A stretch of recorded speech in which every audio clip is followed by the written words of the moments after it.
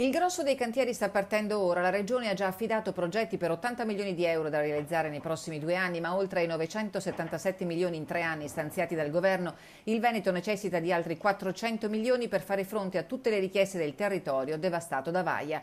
Il 30 settembre scorso è scaduto il termine per la presentazione dei progetti, quasi 1800 gli interventi previsti, oltre 700 dei quali realizzati nell'emergenza. Lavori importanti per la mitigazione del rischio idrogeologico e per la messa in sicurezza dei versanti in frana. Io mi auguro che per la primavera e estate del 2020 sicuramente una buona parte del territorio che è stato colpito avrà delle soluzioni, secondo me, importanti. L'importante, e questo lo dico in maniera molto forte, è che queste opere non siano fatte in maniera veloce, ma siano fatte bene. Il monito di Padrin arriva a una settimana dal primo anniversario della tempesta che ha mutato radicalmente la morfologia del territorio bellunese. In buona parte della provincia ancora a bordo strada inquieta la presenza incombente dei tronchi d'albero schiantati al suolo o riversi negli alvei dei torrenti come in Valle di San Lucano lungo tutta l'assa del Cordevole.